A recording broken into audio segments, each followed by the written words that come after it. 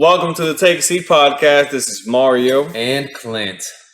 And tonight, or today, first and foremost, thank you for joining us, for subscribing, liking, anxiously waiting for us to upload.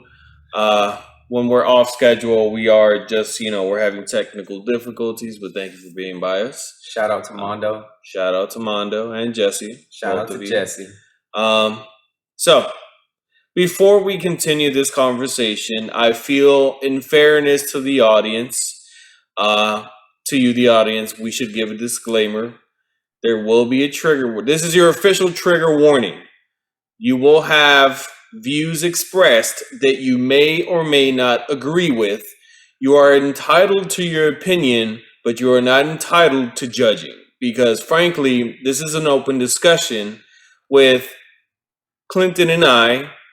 We may not see eye to eye, but we don't judge each other. This is just the mature way of having a discussion. So, if you have something to say or differ, feel free to leave a comment. But you're not allowed to judge because we're not judging each other. So, again, trigger warning. Now that's out the way, here we go. Tonight's subject is religion.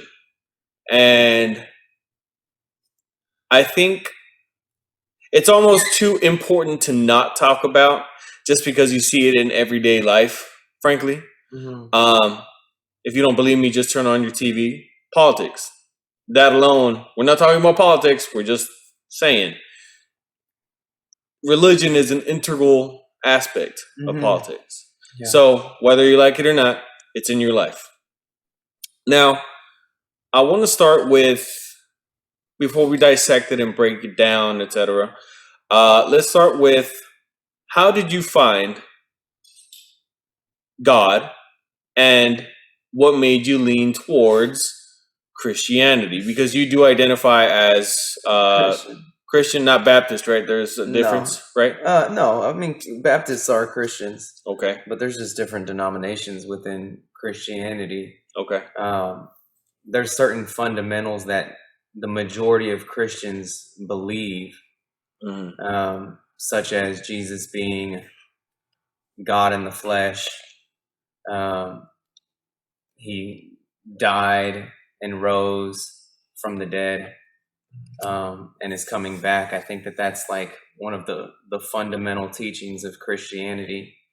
Although there are denominations of Christianity that don't believe that Jesus actually was God in the flesh, but that's definitely a minority. But man, okay, you start off with like the biggest question for me. So I was raised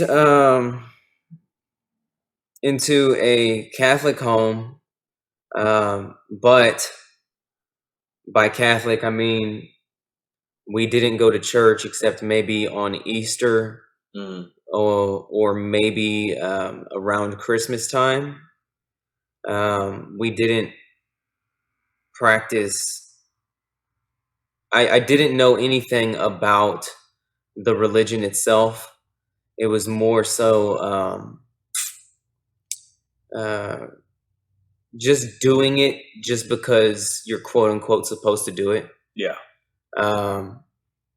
So that was my relationship with the church, which I didn't like Catholic church. I thought it was dreadfully boring. You stand up, you kneel, you sit down, stand up, you kneel, you sit down, stand up, you kneel, sit down.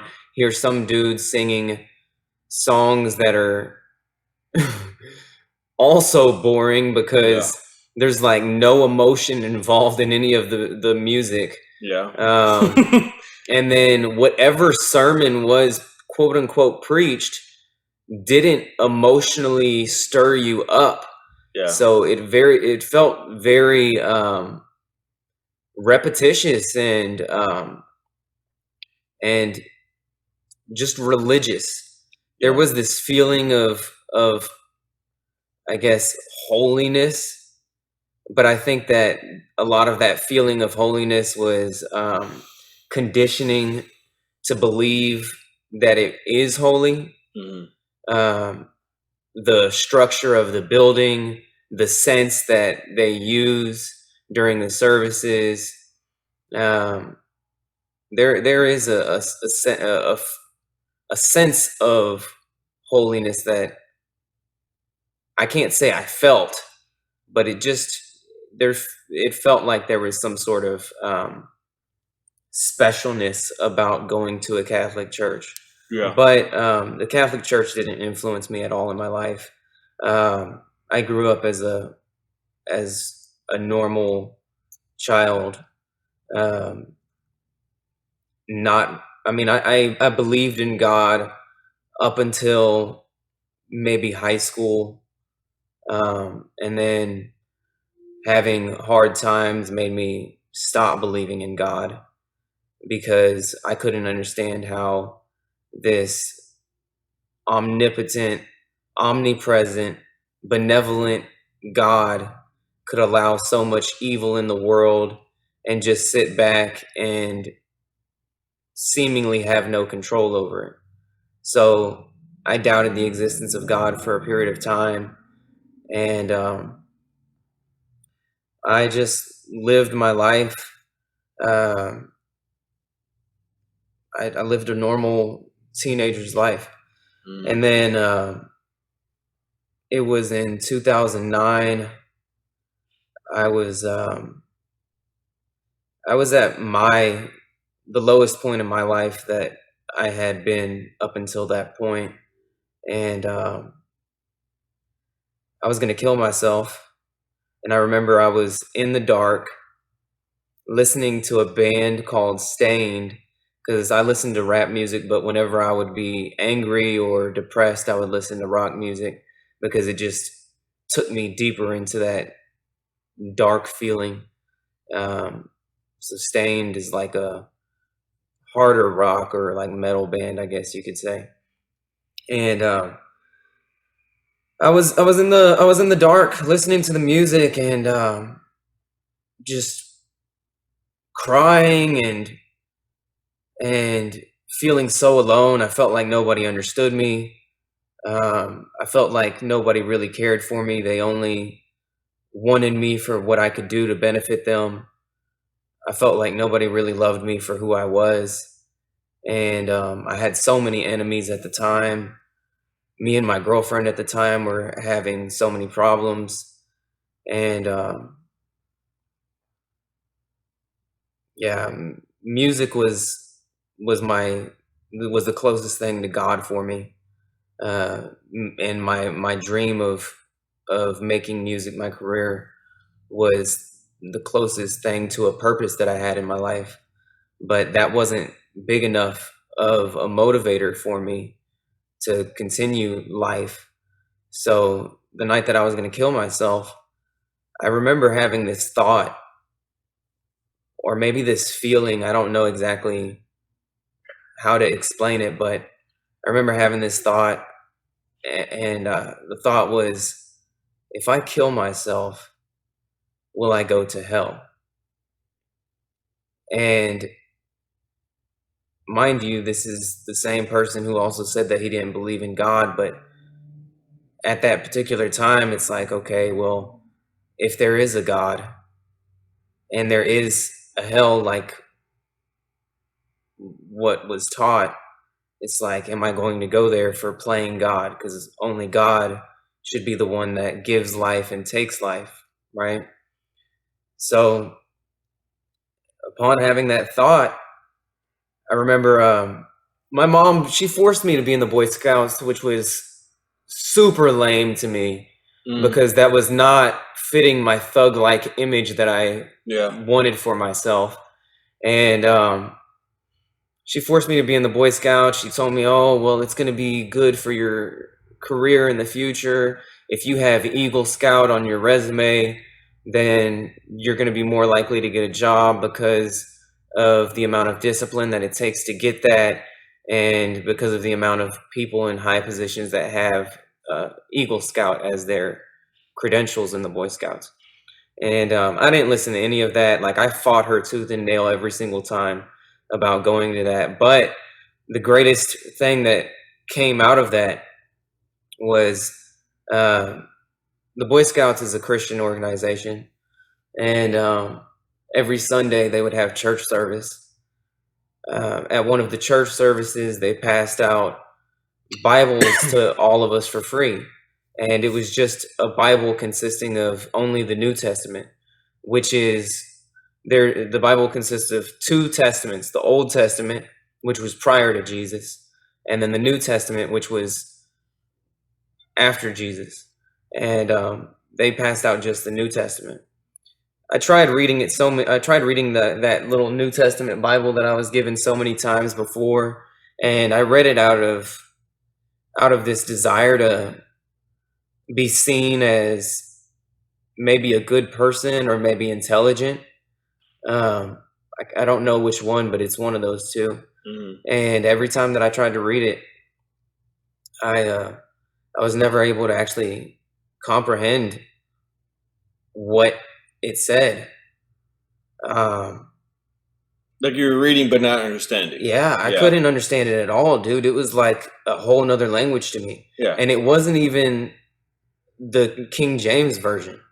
It was just, I think, like an NIV or an NLT, which is basic English. But like literally everything that I tried to read just went over my head. I couldn't understand it. And that night that I was going to kill myself, I ended up opening that book. So I went to my bedroom because I was in the computer room when I was in the dark listening to music, because that was where the speakers were. And I went to my bedroom, and I didn't have a chair in my bedroom. So I got down on my knees and used my bed as a table, opened up the Bible, or that New Testament Bible, and I flipped to Matthew chapter 6. And when I started reading Matthew chapter 6, it was like, dude, it was like I didn't know how to read, and then I was given a gift of understanding how to read, because everything that I read, I understood for the first time. And when I read it, I remember I got chills all over my body. I felt like I was on a surveillance camera, and like I was actually being watched by God for the first time. I felt a mixture of emotions, man. I felt ashamed of myself for disbelieving and having so much doubt. Yeah. And then I felt gratitude because I felt like I finally understood understood how lost I was. I didn't know I was lost. And man, dude, it was like all of that depression that I had at that time was just gone. It just lifted off of me. And God, man, I started reading it and I just started crying. I started crying and just asking God for forgiveness, because this whole time I was working against him, and I didn't realize that I was working against him.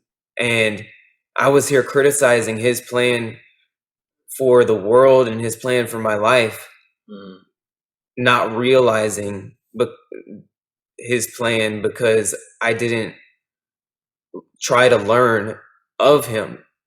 I didn't try to learn of his nature and try to learn what his will was. So that's why I had such a negative impression of him.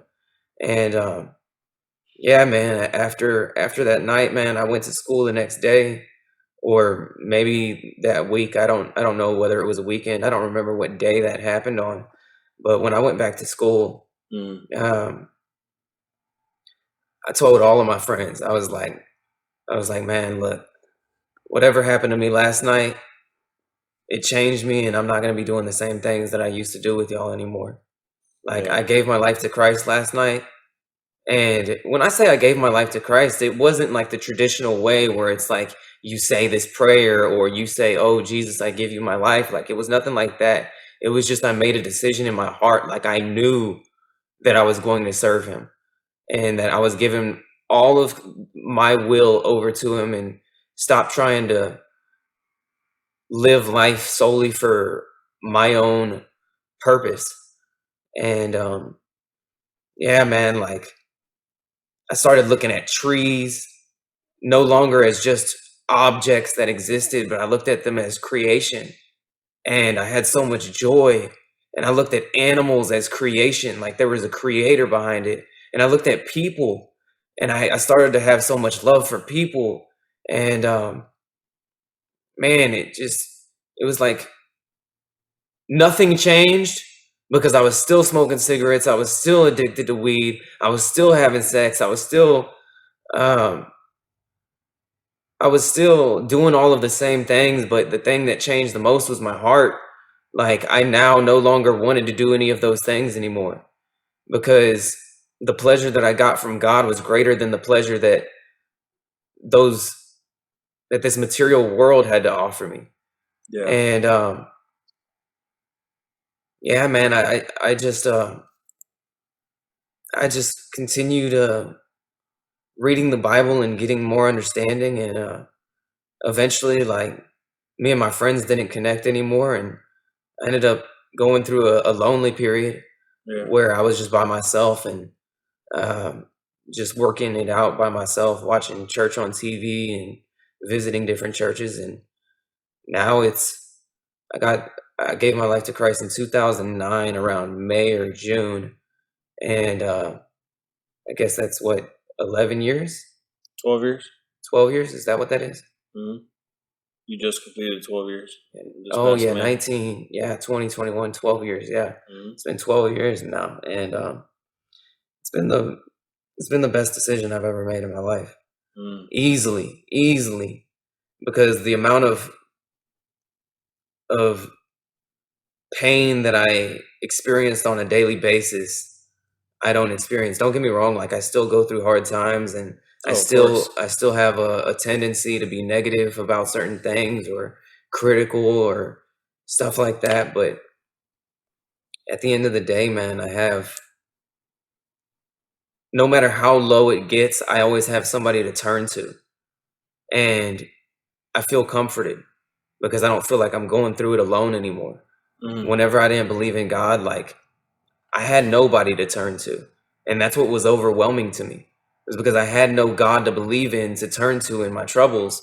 And I had no reason to hope for some sort of external force to step in and try and straighten out my life because I didn't believe in that. And now it's like, whatever sort of troubles that I'm going through, I have hope because of God's promises that He has plans to prosper me, not to harm me, plans to give me hope in a future. And it's like I can trust in those promises that no matter how hard it is, this isn't what it's going to stay. Because even though I'm maybe walking through a valley of the shadow of death, it's like I don't have any reason to fear because I'm not going through it alone, and I'm going to go through it. I'm not going to just live in it because that's not God's will for me. So, yeah, man, it's been a freaking roller coaster, dude. Freaking roller coaster, but I wouldn't have it any other way. Well, first and foremost, it's so the people that listen that aren't religious, right? For someone to share their exact, you go up to a Christian and you ask them, how did you find God? It could be an emotional experience for them to recall exactly what happened. So with that being said, thank you for sharing. It is definitely a powerful story. I'm like shaking. Did you see me shaking? Yeah, dude? I could tell. I was like, wait a second, I'm about to call the but to those that aren't religious, you may not comprehend entirely, but just look it up. It can be perceived kind of like that's a powerful thing for people, and it gets them emotional. So, thank you first and foremost. My take is different. I'm sorry, not my. It's not a take. You were just saying your experience, but my experience with religion is different entirely. See what you said your story.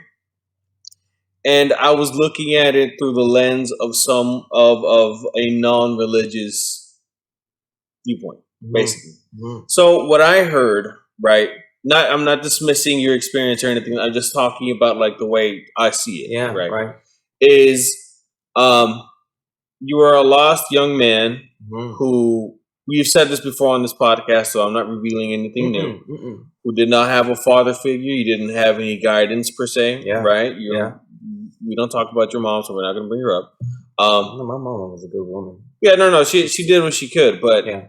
the point is that even with her doing what she could and being the best that she could, Mhm. you still feel misguided. Mhm. So naturally, that is a process that a lot of teenagers go through, or really people in general. Yeah. Now, it doesn't have to be specific to teenagers. Yeah, no. And from one day to the next, you just quite literally decided that you wanted to devote your life to a belief system Mhm. because one, you found the logic behind the words that you read, and then two, you felt what could be said as just an emotional, spiritual experience in Yeah. that moment. Yeah. And because of that experience, it made you believe, not just think, but believe that clearly there's something above you that is Mhm. trying to put you on a better path. Yeah. So logically, you're going to bow to it and devote yourself to it. Mhm. Which is great. Congratulations. Yeah. Now that there's people that live their lives and die without any type of guidance, and they just resent the fact that they never devoted their time to finding something new. Whatever. Mhm. So congratulations. Mhm. But you see, looking at it through that lens is how I kind of live my life. Now, I'll admit, I do believe in the existence of God, and I do believe in having a relationship with God. Mhm.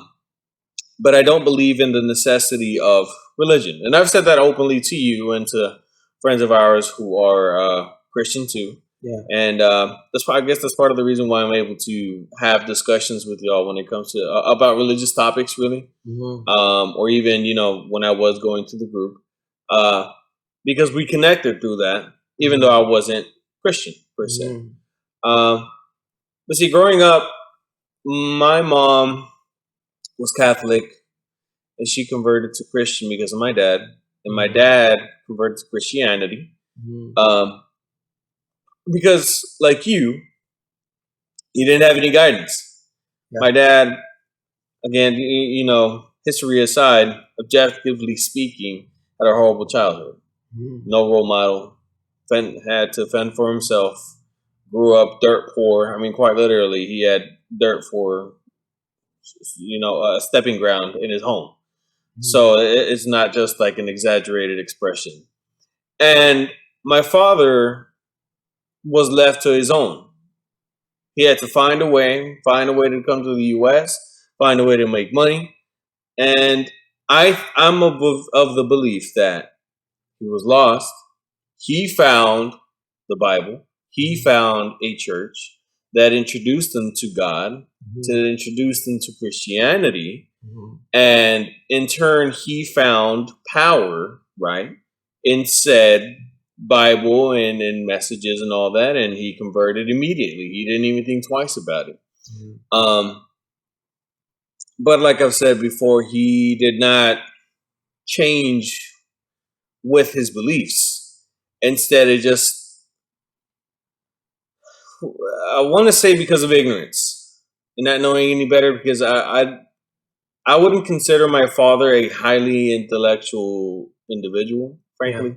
He is definitely of, I mean, it is what it is. It's not an insult. It's just some people are lower IQ individuals. Yeah. You know what I mean? It's not that they're dumb. It's not that they're special. It's just incapable of grasping certain concepts due to whether it's brain function, whatever the hell it may be. Mhm. So, he's just that kind. So, um, he found the answers in the Bible that he was looking for, and in turn tried to implement them. But instead of changing his human side, right, his spirit changed according to him, but he never manifested that into reality. And so his character remained the same, and he just, we've been down that. I've explained that before, so he just didn't change. So seeing this as a kid, right? Just like I'm removing myself from my life, and I'm just gonna break it down how I saw it or how I see it now. You have this kid, right, growing up from 0 to 18. There are very few. I want to say less than 5 good memories that I have between the age of 0 to 18 years old that I have with my father. In that time, I grew up seeing violence towards my mother, violence towards my sisters, and me. I saw hypocrisy from my father. Now, everybody has problems with their parents, but I mean, the big picture is like you have people that you're literally raising.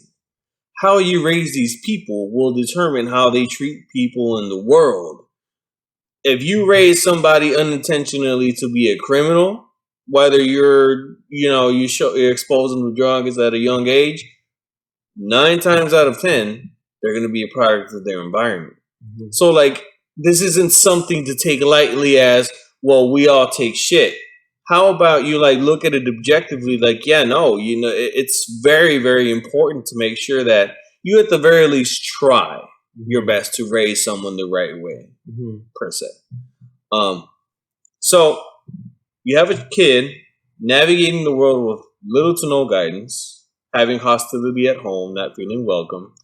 And quite frankly, again, I never really felt my father's quote unquote love, or at least the traditional one. His way of showing love is you have a roof over your head, you have noodles to eat, but at least you're not starving. Mm-hmm. Shut up. Mm-hmm. Which I guess, you ask somebody that grew up in the 50s and 60s and 70s, they'd say, yeah, that's damn right.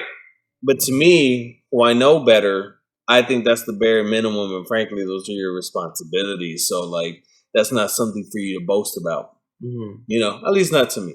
Yeah. And seeing religion it played into my life in the sense of it was used my entire life up until 21, 22 as an excuse to justify certain behaviors. Mm-hmm. So, like, I'm not saying that this is something that every Christian does. I'm not saying that I'm just, breaking down my lifestyle and my life in, that has to do with religion, specifically Christianity. No, I'm not blaming Christianity and none of that. No, but I'm explaining why I don't believe it entirely. And I'll admit that I do want to, right? But I can't. Mentally, I can't. I cannot fathom the idea of entirely devoting my existence to a construct that was developed by man to justify my existence. Granted, that is just my view. I get it's definitely, it can be perceived as rejecting God and, that type of viewpoint. But, like, it's not to be disrespectful. It's just more so maybe self-preserving, possibly. So I grew up with going to church, seeing pastors stealing from the church itself. I mean, literally stealing. Like, they got arrested for theft. Yeah. Like, this isn't just like a conspiracy theory. Seeing women be degraded in the name of God because that's a woman's role. Even if I did have traditional views at the time, it just quite frankly never really sat well with me. Yeah. I'll admit I did participate in that very early on in my age, maybe up until I was 21, 22. I did have that perspective of, like, you shut up and you listen and you shut up when I say something, or like that. In relationships? Yeah, in relationships. Yeah. It definitely translated to my very, very young adulthood. And, I just at some point, actually, I remember 15 years old. It was 2008. From one day to the next, I just told my dad, you know what? I want nothing to do with church. I'm not going to church. And obviously, they punished me and they hit me with the belt. And my mom was crying, like, "Oh, you're eres del mundo," is the expression. Is like you're a sinner. Like, oh, you're going to hell. You're asking God to punish you and punish us and all that. And in my head, I just kind of like told her, like, no, I just don't care. I don't have the attachment that you two have. Now, my sisters, well, I'm not going to speak for them. I will just say that they seemed to have a connection with God, right, with religion, that I did not have, nor did I ever have. And I got baptized, keep in mind. I actually went through the whole ceremony. You study the Bible, you pass certain biblical tests and all that, Bible college, all that stuff, and then you can get baptized. I went through all the steps. I memorized certain whatever academia you had in the church, but I never felt anything. It just felt like it was a commitment that was bestowed upon me by my parents because that's what they felt was the right way to go about it, instead of how I think should be, is where you present something or an idea. You allow the being or the person really to determine whether or not that's something that is interesting to them. Maybe you don't need it now, but at least you have the information. That way, at some point, you can determine if that's something you want to pursue, right? Kind of like you. You had the Boy Scouts and you had that presented to you, but it didn't appeal to you at one point in time. And then it wasn't until you hit a certain point that it's like either it already appealed to you, but you just needed something to push you towards it, or it's just something that you resorted to because you had nothing else to turn to, And again, that's not diminishing your experience or anything. I'm just speaking about the concept of it. And so I just never had it. And fast forward to 22, 23, 24, 25, even up to like 2 years ago, I'm 25. I had a very, very bad fallout with my parents that I won't go into detail, but it was very bad. And it emotionally did break me. And I remember I spoke to our friend Chris, okay? Yeah. Shout out Chris. And I actually told him, like, bro, I'm at a breaking point, and in the back of my head. Keep in mind, I'll also admit, throughout my entire life, even after I separated myself from the church and from my parents' denomination, I always did have the existence of God in the back of my head. Like, it was always there. It was something that I just could not shake for some reason. As much as logical as I may have wanted to be, as much as I didn't want to believe in, or I was like, oh, fuck that. It's just something that for some reason I could never shake. So I'll admit, my entire life, I've had him in my head, or I've had it. It's an entity, not a sexual being, I guess. So I was out myself, was at a breaking point, and I spoke to Chris and I said, man, I don't want to. I didn't want to commit him with the responsibility of trying to convert me in my time of need. Instead, I asked him to help me find a way to find a solution, or maybe find an avenue to where I can respectfully call upon God and seek guidance. Right. Like, I was at that point. Some people are just like, yeah, I want to pray to God and maybe I can find some type of connection. But I was at the point where, like, I am super lost. I am at a place where, like, I just need something, like I was desperate, like a drug addict. I had that desperation in me. Yeah. And he just kind of gave me a little breakdown. And if I recall correctly, it was more like, pray. Like, just like literally, like, you pray on it. Literally separate yourself. Don't separate all your distractions. Turn off your phone and just pray, And I did. I mean, I genuinely did. Like, I went into my apartment, closed the doors, turned my phone off, turned everything off, and I genuinely shut myself off from the world, and I wanted to focus on the moment. Mm-hmm. And I got on my knees, and I was on my bed and crying for guidance. Mm-hmm. And I didn't feel anything. Mm-hmm. I didn't hear a voice. Mm-hmm. I didn't hear nothing. I didn't feel nothing. I just felt dumb for being on my knees, and my knees were hurting. Yeah. And keep in mind, I wasn't like thinking about it like I am now. I wasn't like, oh, this is probably dumb. No. I was actually like genuinely trying my absolute hardest to my absolute capacity Mm-hmm.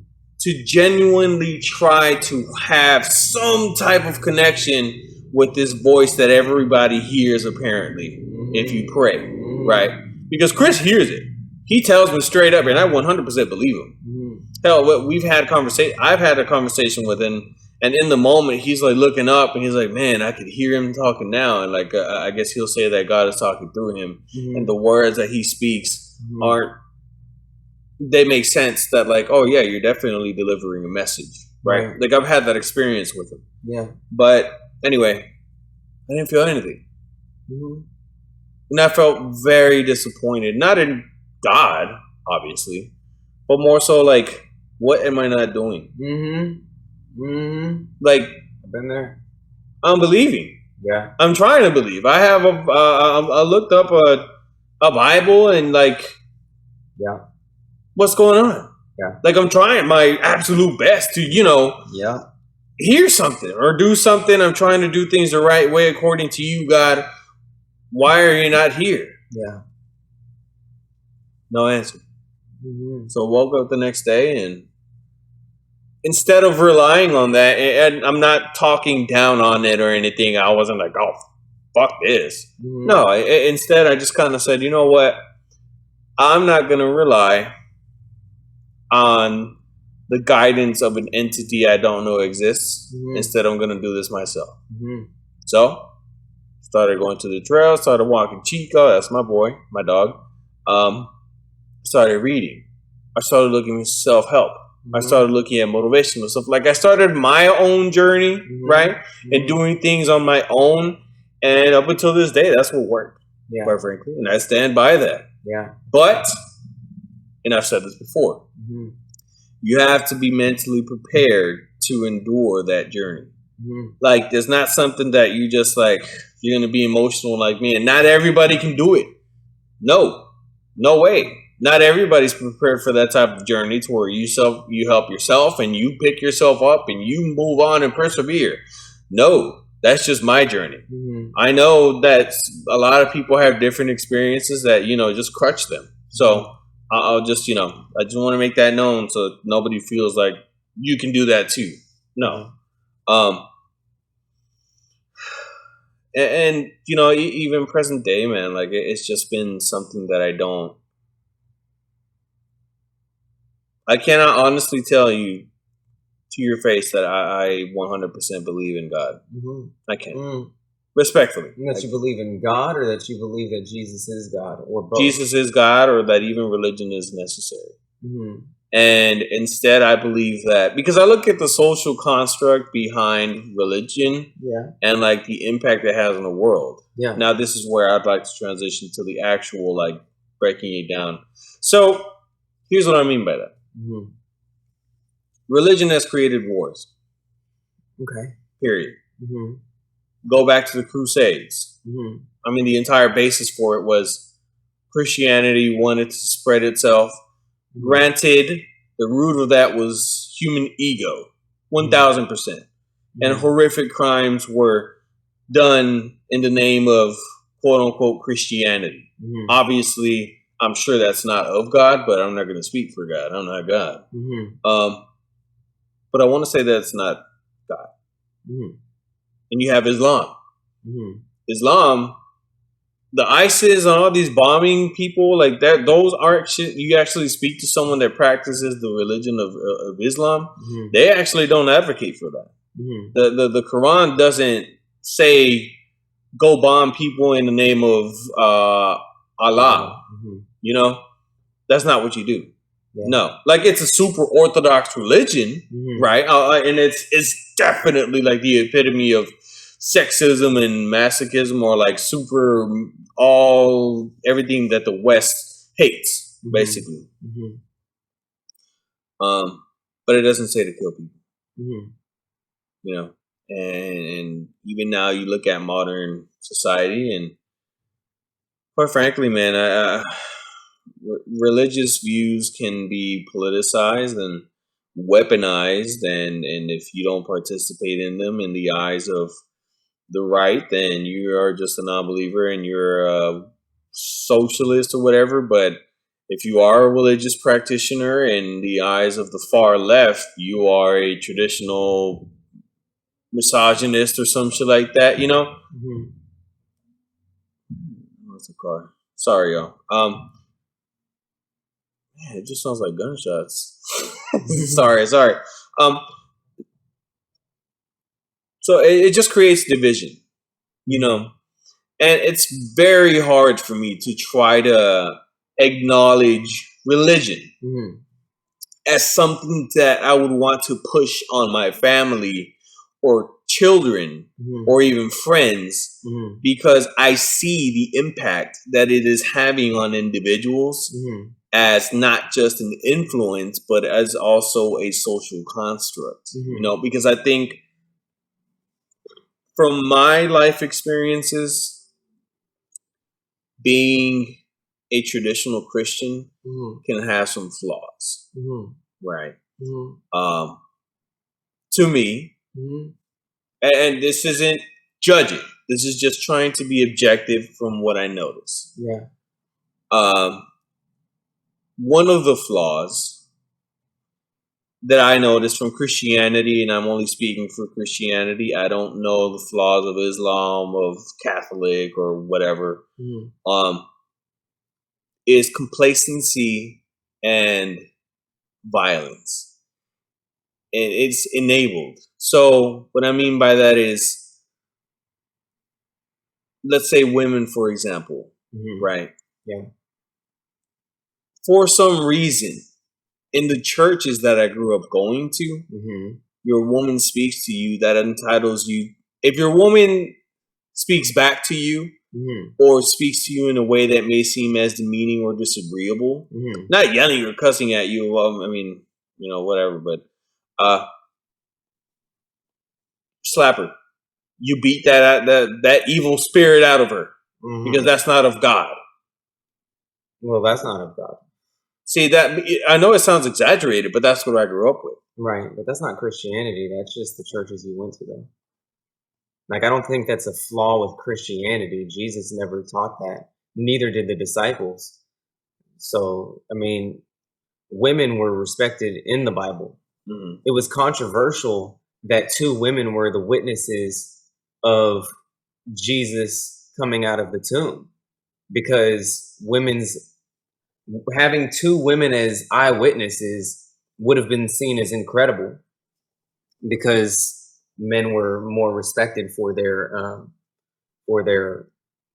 word.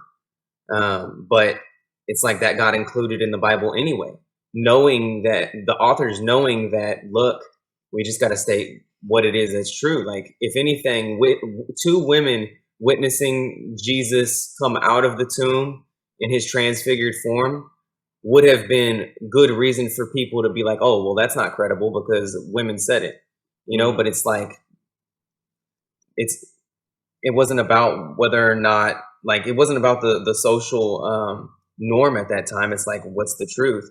And Jesus treated women well. So the example, I mean, whenever Mary Magdalene, the prostitute, was here about to be stoned, he turned to the people and he said, okay, let him who's without sin cast the first stone. By the law of the land at that time, you couldn't let a prostitute live. You would stone her to death. But here he is having compassion on this woman, and he's like, put down your rocks, because all of you have sinned, and you're no greater than her. So then the Bible says that they all laid their stones down, and he turned to the woman and said, woman, who's here to judge you, basically? Because there was none. And I mean, that was the church that you went to. I don't think that's a flaw with Christianity, is all I'm saying. I'll clarify. Mm-hmm. It's not so much that Christianity says beat women. I think it enables the justification, as in you have to make your woman respect you. As in, I grew up with the Bible being used as a justification for your masculine behavior, or like what's supposed to be masculine behavior, right?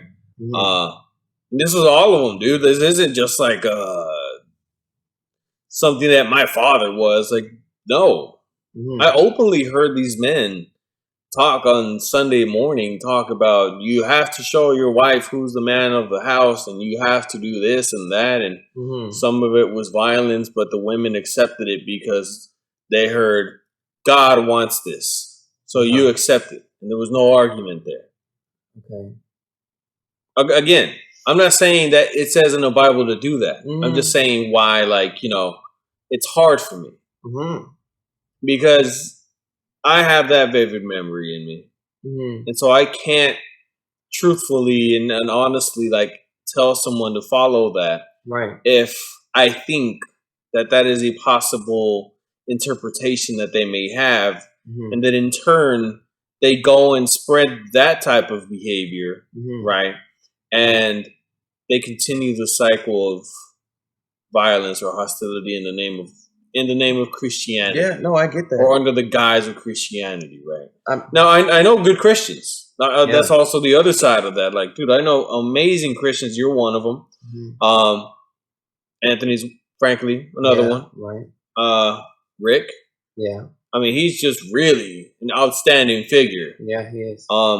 Manny. Yeah. The one conversation I had with him. Yeah. So, this isn't like something that I just see it as, like, oh, Christianity is an excuse for everybody. Yeah. No, I know that there are genuinely Christian practitioners that, they abide by the Bible and they use it as a tool to improve and also be a tool for God to use, to spread the gospel. I get that. I get it.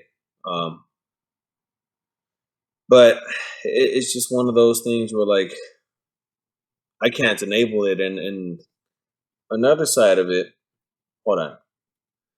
Another side of it is just conditioning. Again, you're probably right. It may have just been the churches I went to. Conditioning your men, your children, that you have to spread the word at any cost. What I mean by that is they taught hostility, again, under the guise of Christianity. And they excused any negative behavior you may have. All you have to do is pray on it and ask for forgiveness. But if you do it again, you have a demon inside of you that you need to go get the pastor to pray on you and put some holy water on you, something like that. Like, it was the cop out. That sounds like a cult. And this wasn't just one. This was like 3 different churches, man. No, there's plenty of churches out there that are cult like. And the last one I went to was it was a black church. I was trying to find the political right way of saying it, but I mean, I don't know what it is. So it was just a black church. And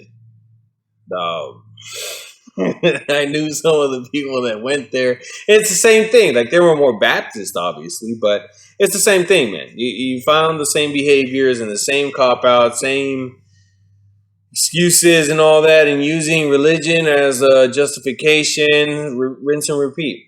It was the same thing for me. And so with these experiences, it just kind of watered down the significance of it. Yeah. And it just kind of gave me the impression that, this is just kind of something that, like, is optional for people that are lost. But really, it's just like, this is how I saw it. Like, if you just don't know any better, I guess, go and be a part of it. Yeah. But if you're capable of being a self-improving person, then go do something else instead, because you're losing your time with this. That's how I saw it. Yeah. And now I don't see it like that as much. Obviously, I don't practice it, and I do believe in improving on your own. But it's conflicting because I'm objective about it, and like I just gave the whole breakdown. But I also see the benefit of it, and the benefits being you actually can develop. I've seen it firsthand. I haven't done it through Christianity. I've done it independently without religion, right? That's being friends with evil. But I see a structure, right? I see the, objectively speaking, a system of rules and a foundation of good, right? Or at least it can be interpreted that way.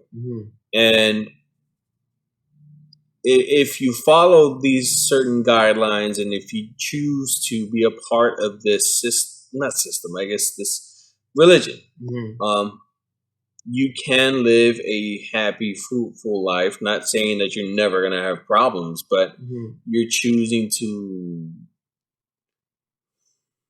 accept your ignorance as a human and leaving your better judgment up to God and following what you think God is telling you to do.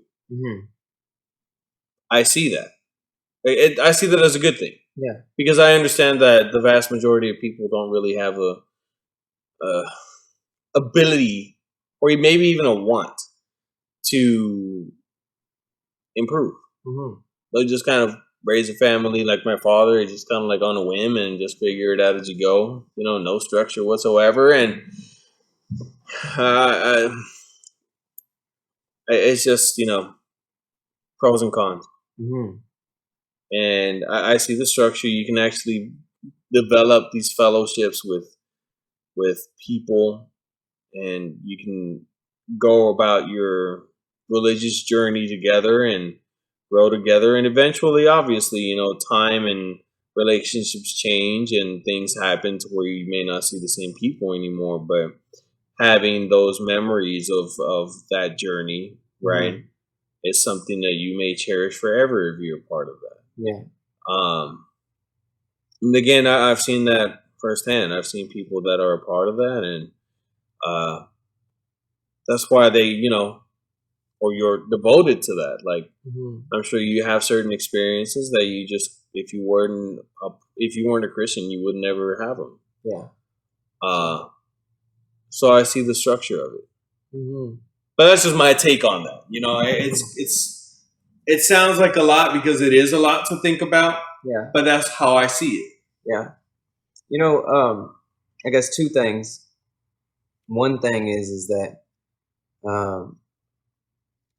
I see why you would say that Christianity would cause division, but even if all religions didn't exist, because we're human, we're going to divide ourselves by something.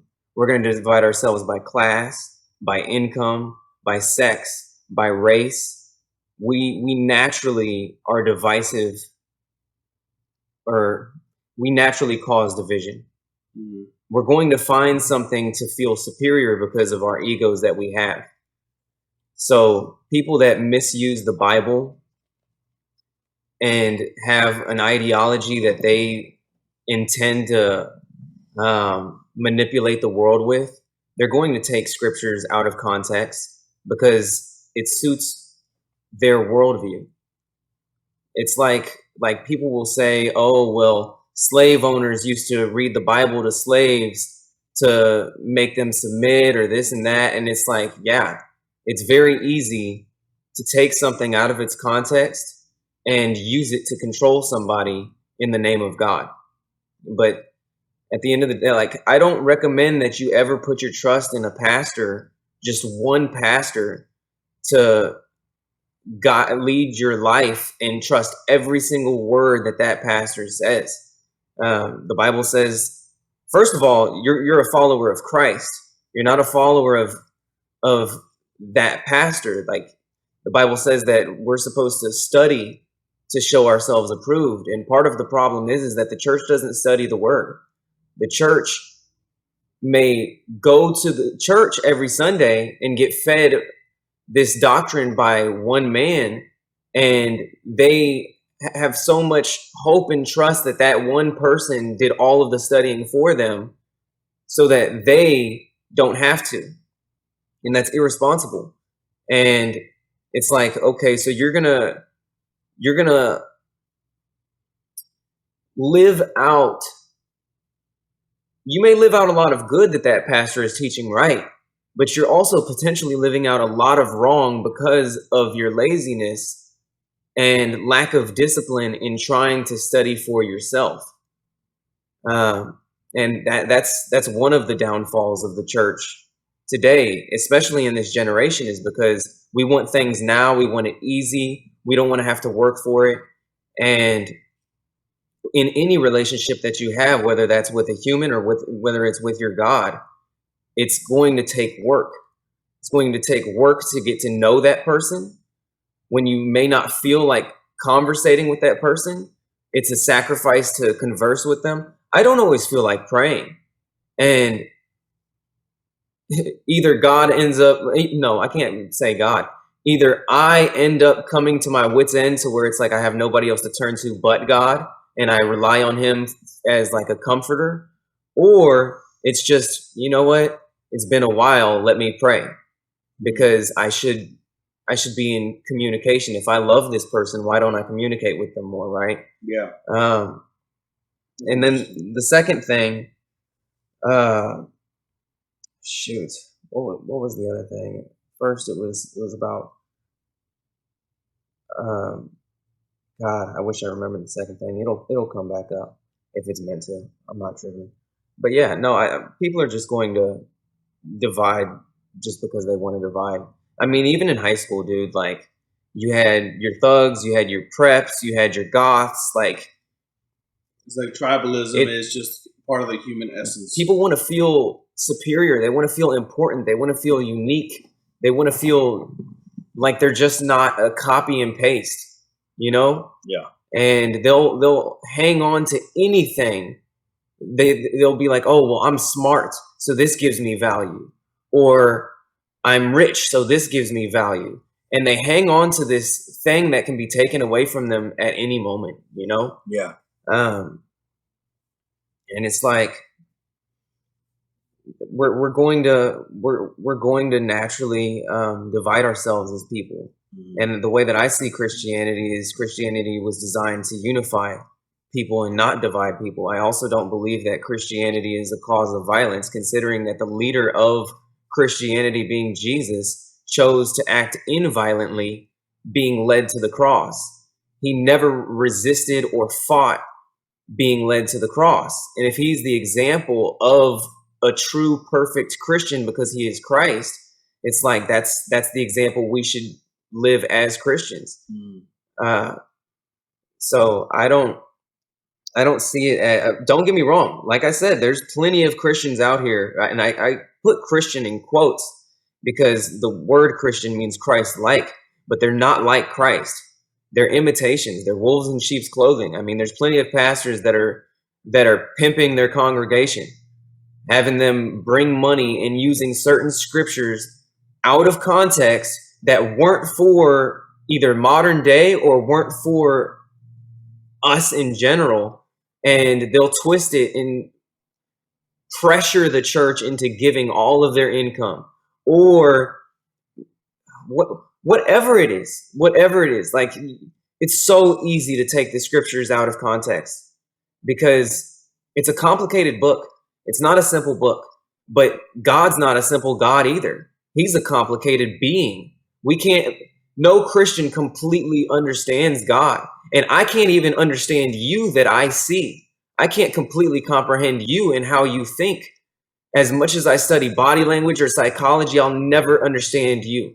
And you won't even understand you. You don't have a full understanding of who you are entirely. You may have a glimpse of it, but sometimes we'll do things and I'll be like, dang, like, I guess maybe that's not what I'm attracted to, or I guess maybe that's not what I like, or I guess maybe we change constantly. And we're complex beings. So if we're complex, how much more this infinite being that's all powerful, all knowing, like we're limited. So that's the way that I look at it. It's like, it's not a simple book.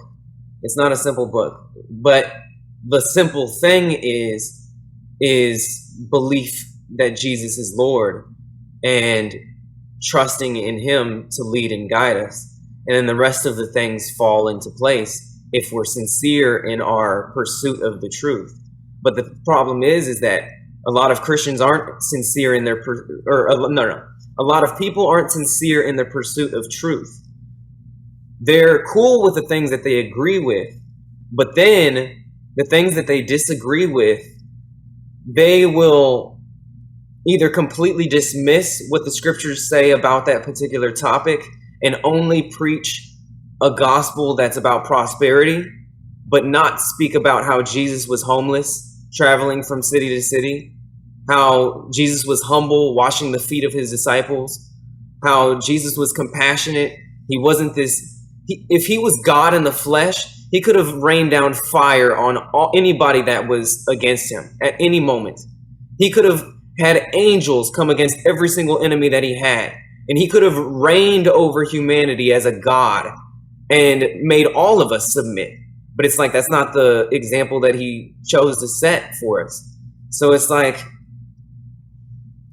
I don't even remember the point that I was getting at, but that was still a good point because it felt right. If you didn't have religion, yeah, what do you fear might be a consequence of your separation from it? If I didn't have religion, if you have any,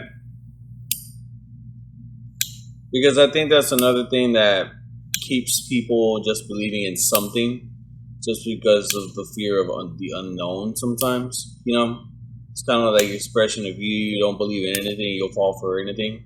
Right. Or if you don't believe in something, you'll fall for anything. Yeah. Right. Yeah. Or if you don't stand for something. Exactly. If you don't stand for something, you'll fall for anything. Exactly. So I think that maybe sometimes that'll keep people in certain religions that they may not entirely either understand or support, but because it's what they think is right, it keeps them there. Mm-hmm. So fear. Mm-hmm. But even if that's not what's indoctrinated, even if that's not what's actually spread to them or anything like that. Well, I know Islam it is. Islam, it's actually in the Quran that if you don't praise Allah and do certain things, that you are going to hell. You're going to die, all that stuff. Yeah. Like I've seen it, and it's been told to me by followers of that faith, and it just kind of seems like, wow, why would I ever want to be a part of that? Yeah. But that's just my view on it. Yeah. Getting back to it, is there something that you think you would? Do you fear not having God? And if so, why? I fear not having God because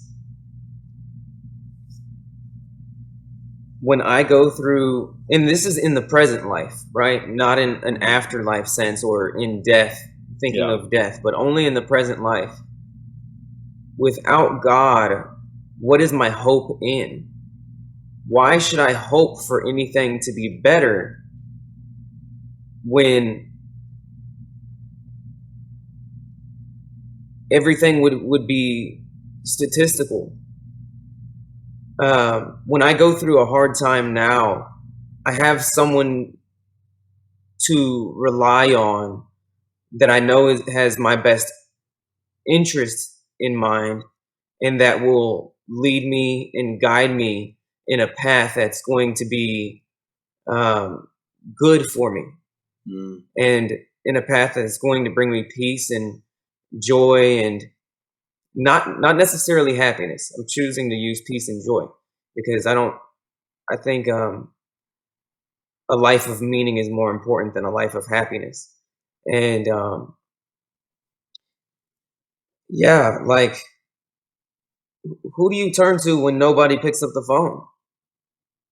What prevents you from just taking yourself out? If we're just a product of some cosmic explosion called the Big Bang, and we have no eternal destiny in heaven or hell, then what does it matter if I kill you? It's not like you're some sort of eternal being created by a creator that values you. You're just stardust. And why should I care about you being stardust? And why should I care about this life at all? Why don't I just off myself now? But the thing is we don't treat each other like that. We treat each other as though we have some sort of inherent value for just existing.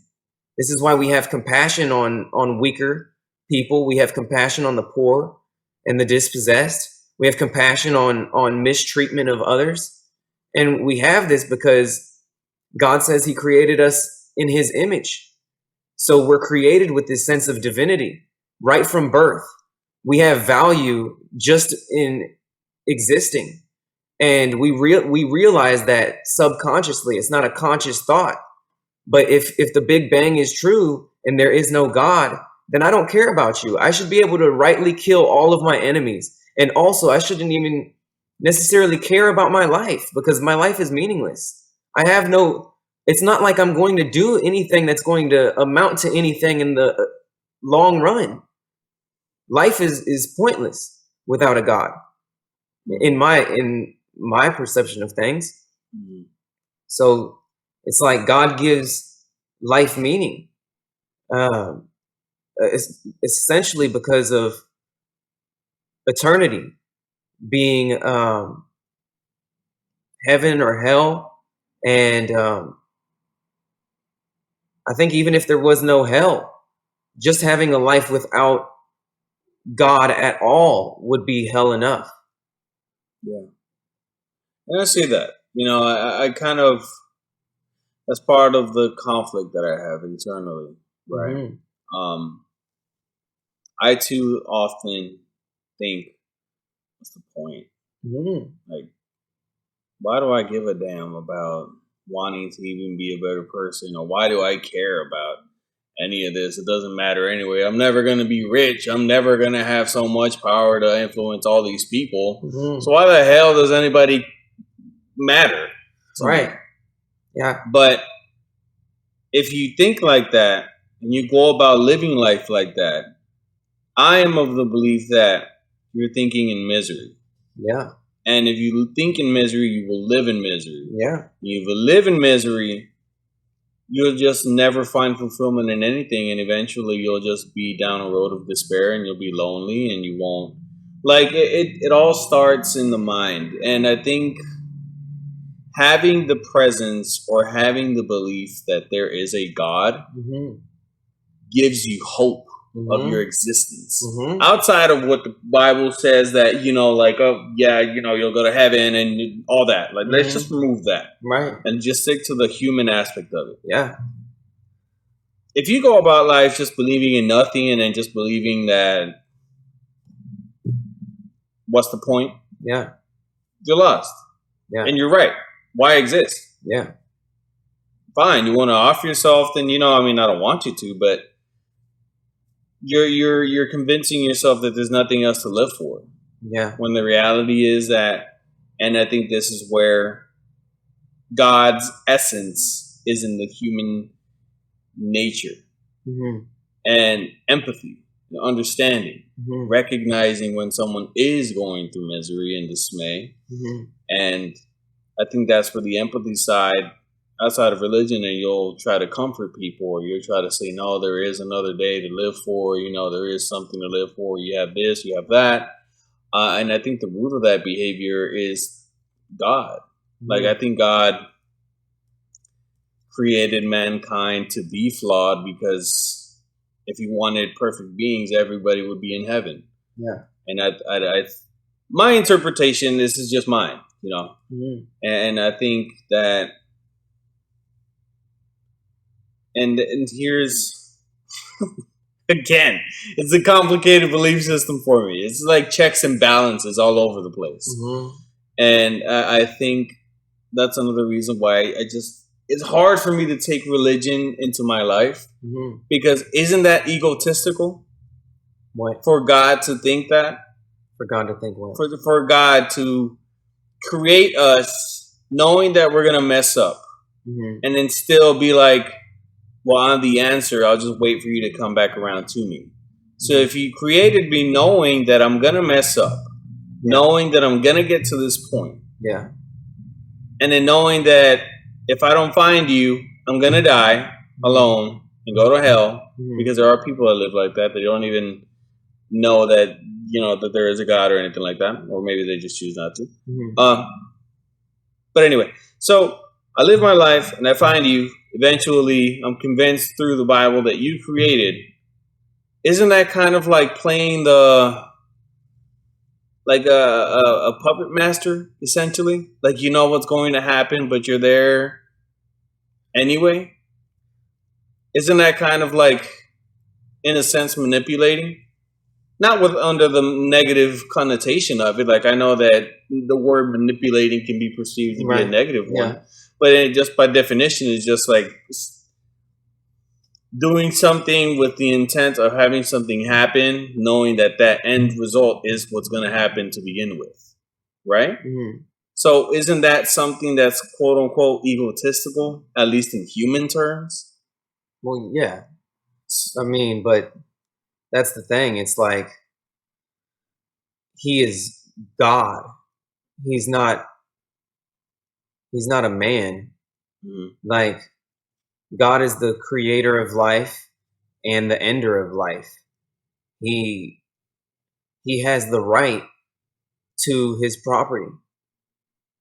If I buy a Ferrari tomorrow, matter of fact, let's say I'm the owner of Ferrari, the company, and I make a Ferrari.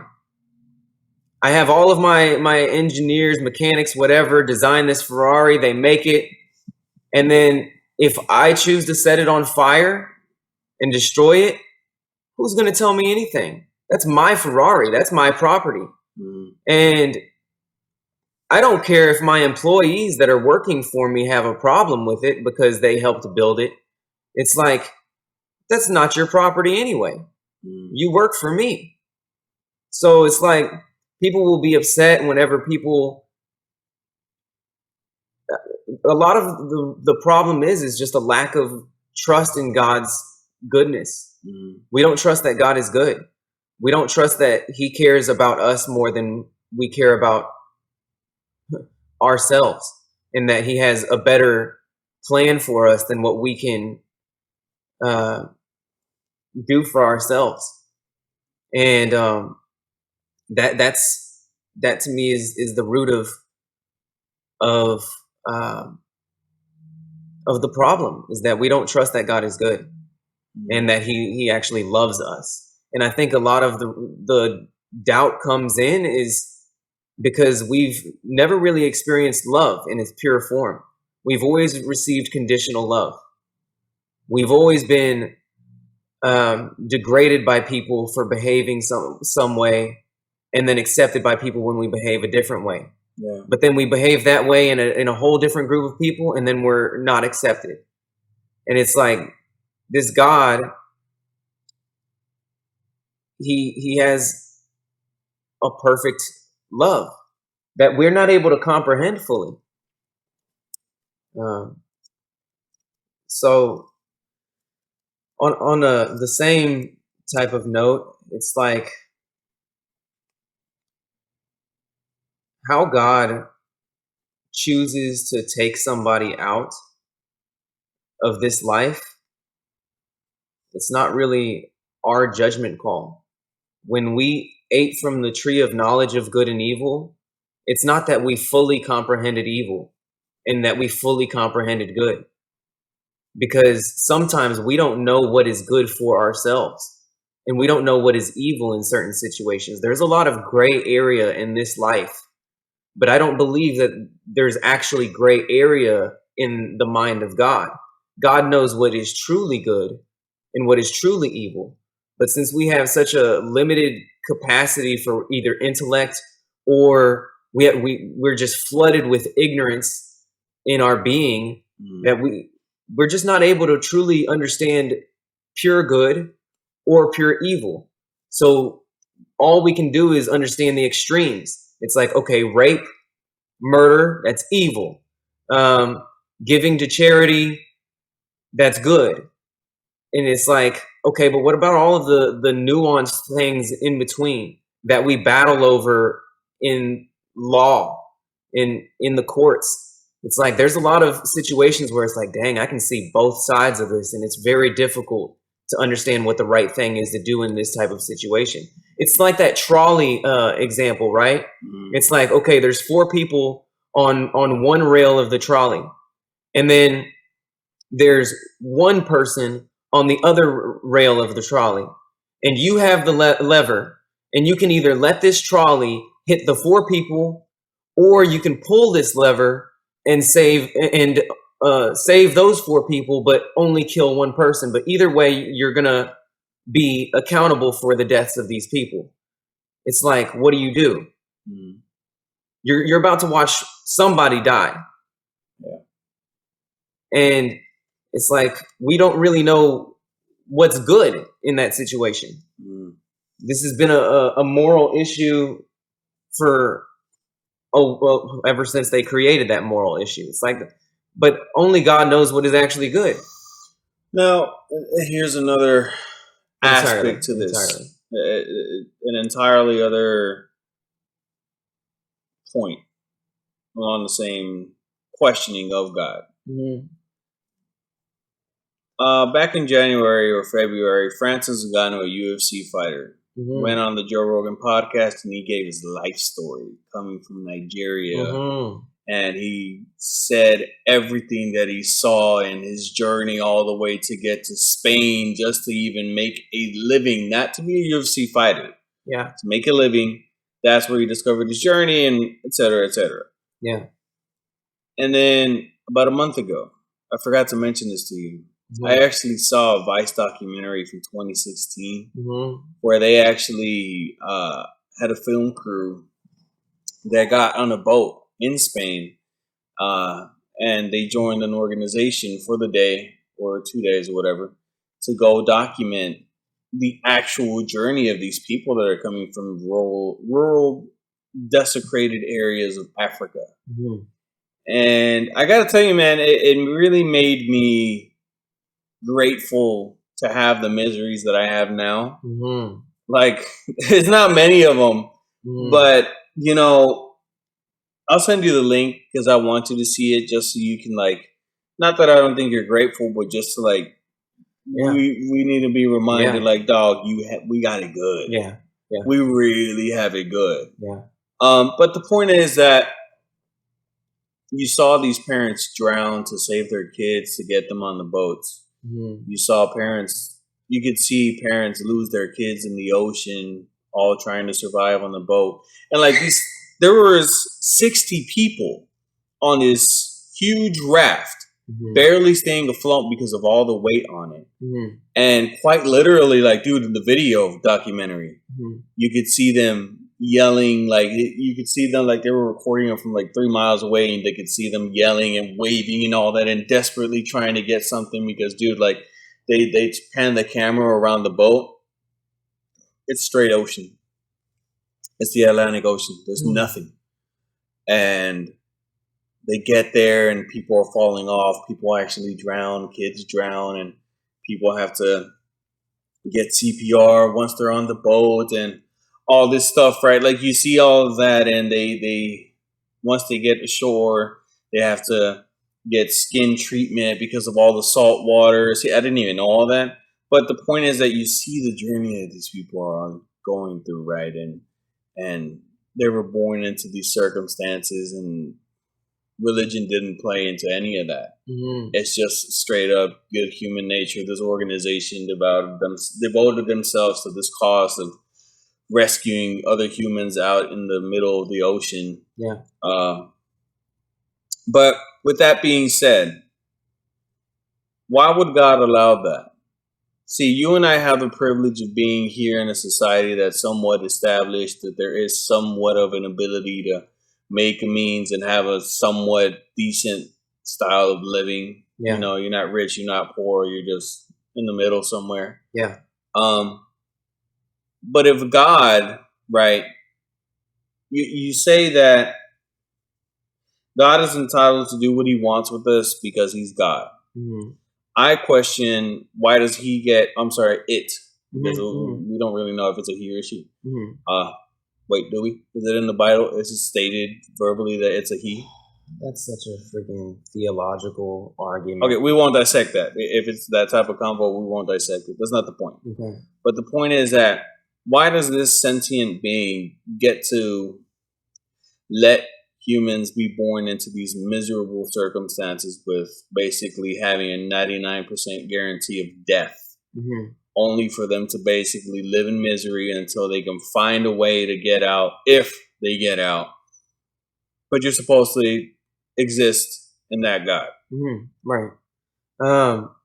Well, one, misery is subjective. So, what? They live in sand huts. Okay, but we say that because we live as the 1% of the world, and Agreed. they compare themselves to each other. So they don't see it as though they're living in this horrible condition, because they're comparing themselves to members of their community, and their status is determined upon who they have closest to compare themselves to. And the 1% of America could easily look at us and be like, my God, how could you live in that small of an apartment? You're like a little rat inside of a cage, and could have pity on us and be like, man, it must suck. What a life of misery. But meanwhile, we look at our little 2-bedroom apartment and are just like, man, well, I've got all of my needs met. I've got shelter and I've got clothing and food. What more do I need? And when it comes to bad situations and evil that happens in the world, it's like, without evil, how are you going to even comprehend good? How are you going to even know what good is without evil? Just the fact that you said that you were grateful for your life, isn't that good that happened, so that you could actually, the result of their suffering caused goodness for you? It's like a mirror reflection of the suffering of Christ causes Christians to be grateful. Unfortunately, evil has to happen in order for us to experience good. We go through so many relationship breakups and rejections in life, and then when we find that one person that actually loves and accepts us, we feel this feeling of euphoria and goodness because of the trials that we had to go through in order to get to this point. Or it's like all of the years that we were sweating working at a job that seems like it's not going anywhere, and then you finally end up making, I don't know, $15 an hour. I remember working for $7.25, and it's like, man, when I made $15 an hour, I was like, wow. But I had to experience that pain of $7.25, which actually wasn't bad to me at the time. So it's like, pain is relative. So is misery. It's all relative to what you're comparing your misery to. There's always somebody that's got it worse than you. And as bad as it was for them, there's people that have it worse than them. Man, I don't know.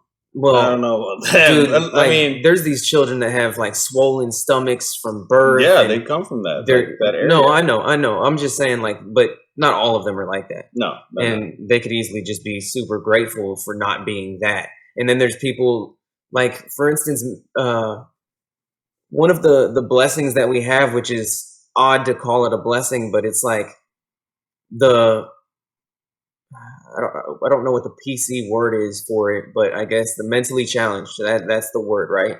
It's like, I don't think that. Well, there's a certain level of being mentally challenged to where I don't think you have the capability of actually comparing yourself to others to realize that you're that mentally challenged and have to deal with the misery of feeling like you're at the bottom of the food chain, as we're at the bottom of the dominance hierarchy of humans, right? But it's like, we get to look at mentally challenged children or even adults and feel this overwhelming sense of gratitude. And it's like, what a blessing that is. Like, evil amplifies good. If Hitler didn't do what he did, we wouldn't know what to run away from or what to watch out for. Evil is necessary. It's that yin and yang. There has to be that balance. In order for good to truly be good, you have to have a comparison. So I think that God had to create or allow evil into this world for the sake of us being able to even comprehend that he is good, because we wouldn't even know that he is good if it wasn't for the evil that we see in this world, and if it wasn't for the negative emotions that we deal with and the insecurities that we have in this life. Like, he's our source of security. See, that's kind of twisted to me. Like, and this is Well, we chose it. Wait, what? We chose the knowledge of good and evil when we could have chose the. Well, yeah. I mean, according to the Bible, yeah, we did. Right. But see, that's twisted to me, and not your way of thinking, but like the idea that God, right, let women and children be born into a country that has little to no resources, with a bad economy. Granted, the politicians put it that way, that slavery trade and all that. But all that aside, you're telling me that God allowed that to happen because it was necessary for other people to believe. Why is that? Why do people have to die in order for other people to believe in him? Why can't he just, okay, well. It's not even about believing in him. It's just about experiencing gratitude. But isn't that, I mean, the basis of gratitude? Believing in him. Well, I'm glad that I believe in God, like, and I'm grateful that because of God I have this or that, and I wasn't born there or over here, et cetera, et cetera. But like, isn't that kind of egotistical, essentially? Like, you're letting some people rot in misery, quite literally. I mean, yes, it's subjective in Western views, but we're not talking subjective. This is literal. Like, people over there, and even people in the Middle East. It doesn't have to be Africa. It can be someone that's born in the rural areas of Mexico. Like, people have to suffer in order for the general population to believe in God. Like, just because somebody is in Africa, I'm sure there are people in Africa and in Middle Eastern countries and very, very poor Brazil and Mexico that want to believe that God will one day provide an opportunity, but it never comes, and people die in those areas. But we are to believe that God made that happen because I'm supposed to take that and say, you know what, God, I'm grateful you put me here instead of over there. So because of that, I believe in you. Does that make sense? I'm not asking you if it's a question, but you understand my reasoning? I get your reasoning. And so isn't that kind of egotistical? And like, if that is the case, why should we believe in an entity that sees his quote unquote, his creation in that way? Why does he create something deliberately born into misery, just to be in misery for the rest of your life, and you're going to die there? Because I want somebody over here to believe in me. You are the sacrifice, essentially. But you're going to go to heaven even if you don't know it. Isn't that kind of, it may be a different way of looking at it, but that is essentially it. I get what you're saying, but the problem that I have with this is that you're thinking of this from a privileged position of living in the West. Agreed. And you're going to see that as nothing but misery because of the privilege that we have here. Whereas I don't believe that a person will experience complete misery with no happiness whatsoever in this life. Not even one person. I think every human being will experience some form of happiness in this life. And suicide rates are way higher here than over there. So who's really more miserable? They have easy access to kill themselves just like us. They can throw themselves off of cliffs if they want to. Mhm. But why is it that we throw ourselves off of buildings more here? Why do we have so many suicides? Mhm. It's like, who's really miserable?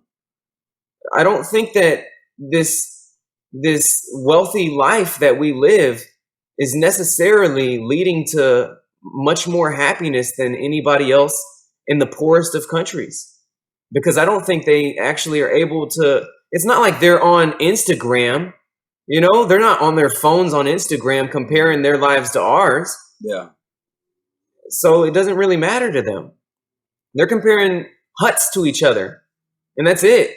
Like, that's their dominance hierarchy. They're like, oh man, Matumba has a better hut than me, Mhm. right? And it's like, okay, well, I'm gonna learn how to make a better hut, or that's what I'm saying. It's just relative, and Mhm.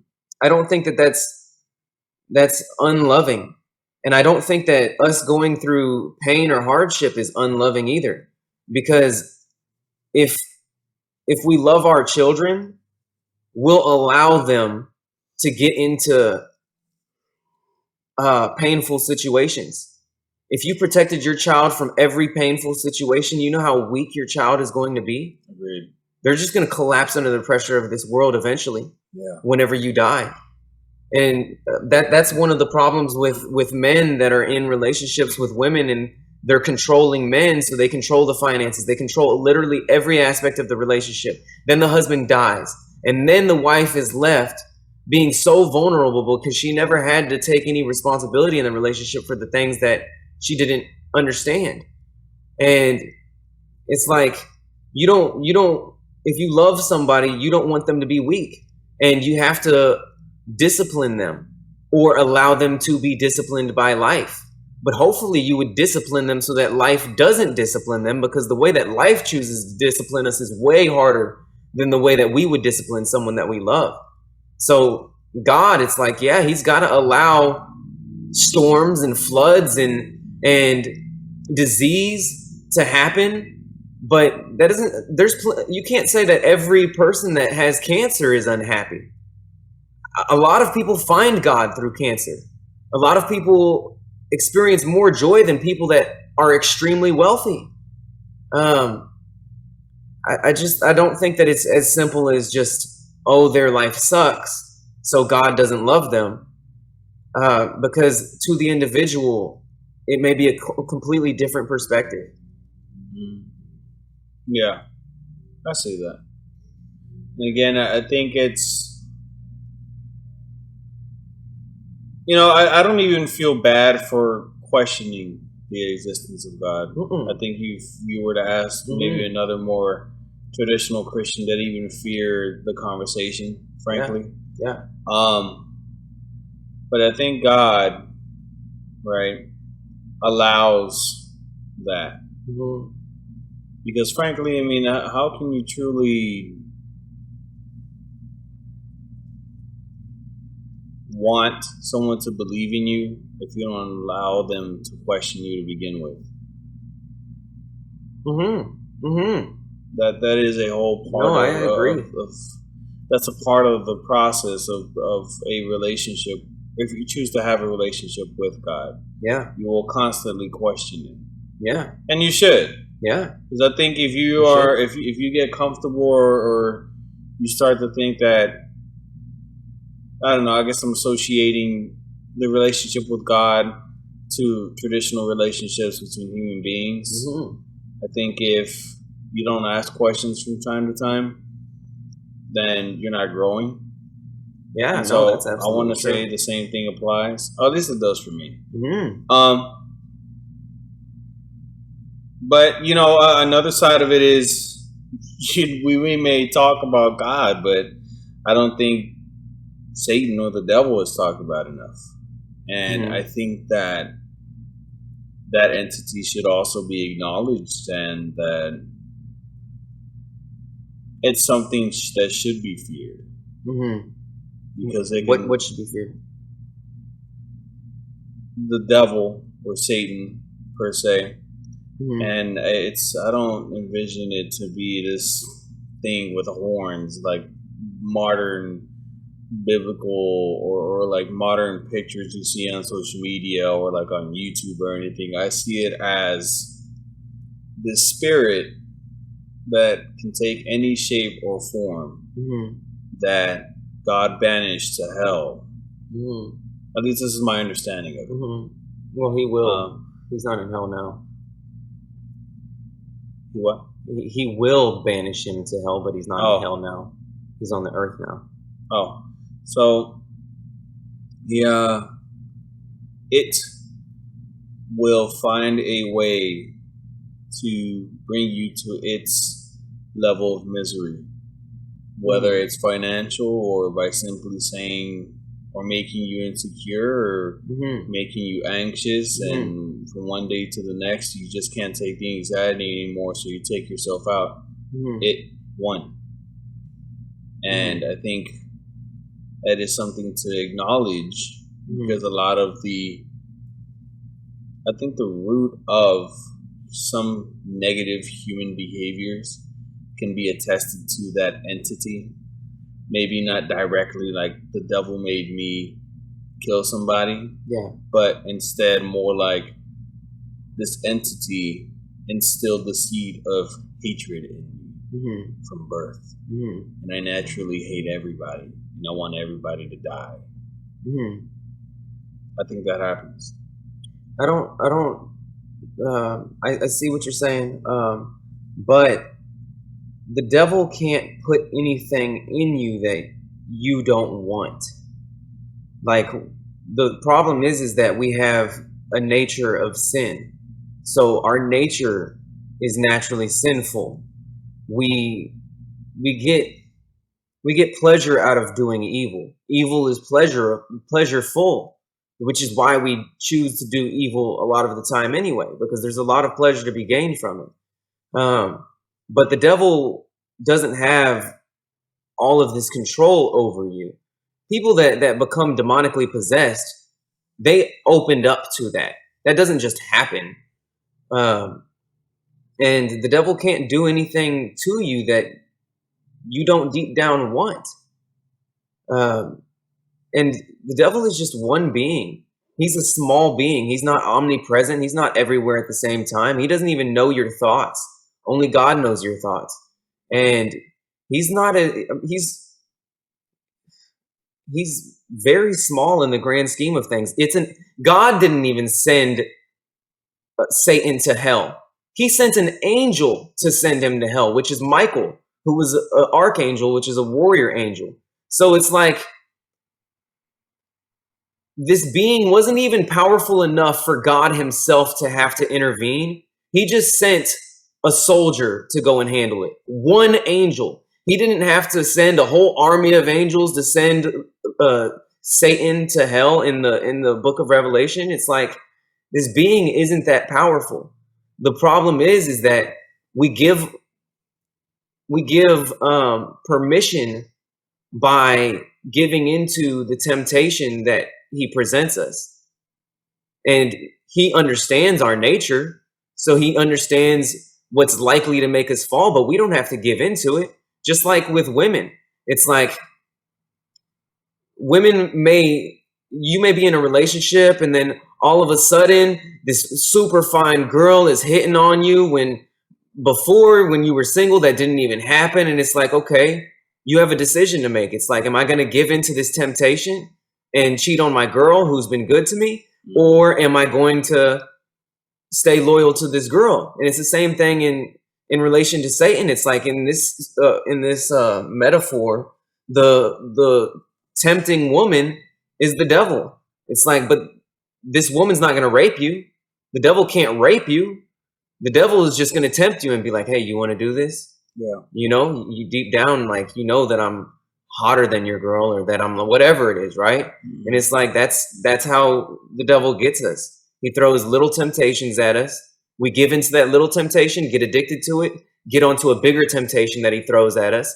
And the next thing you know, we're just addicted to every pleasure and never satisfied, because we deplete all of the dopamine that we have in our body through overusing our pleasure sensors. And then we live in complete misery on this earth because of the addiction to pleasure.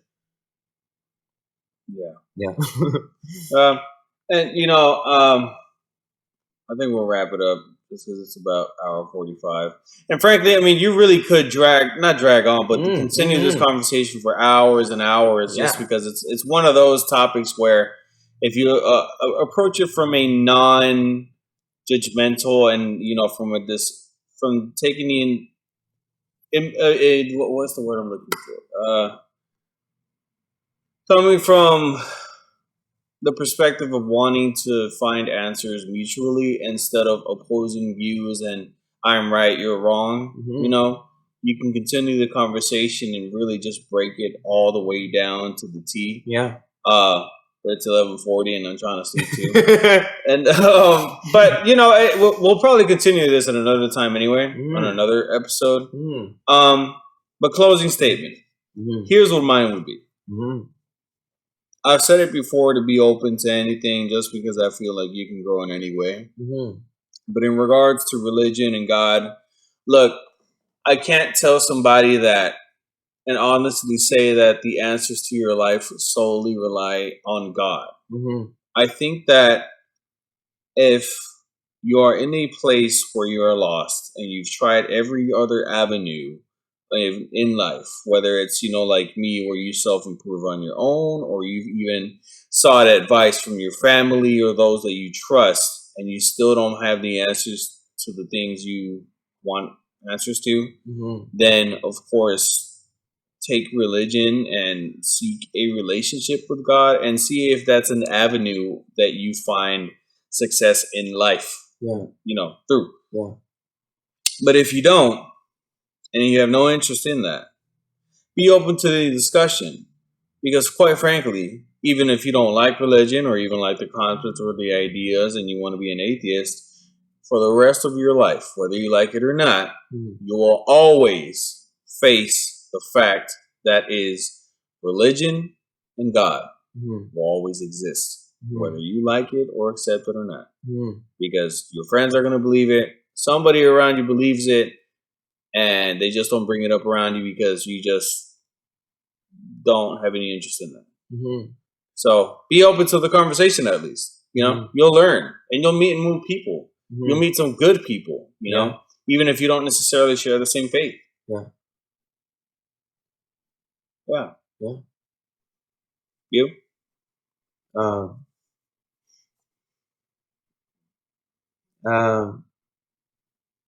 My closing statement is, Jesus said, if you seek me, you'll find me. So I say that if you are in this low place, or even if you're not in a low place, I say seek God, because if you're looking for Him, you'll find Him, and if you want the truth, seek the truth, because I believe that even if you're just a truth seeker in general, this is my personal belief, is that if you are seeking the truth, you will find Jesus. And that's because He says that He is the way, the truth, and the life. And yeah, seek the truth. If you don't find Jesus in that, then okay, but seek it genuinely and be willing to lay aside your biases along the way. Because Ego. because I've had to lay aside a lot of my previous beliefs in pursuit of the truth, and my ego, accepting that I'm wrong. Which I'm sure through this podcast I'm gonna realize that I'm wrong a lot, but that's part of developing and growing, is you have to accept that you're wrong sometimes so that you can be right the next time. Right. Yeah. That being said, thank you for joining us. Thank you. This is Mario and Clint. We're out.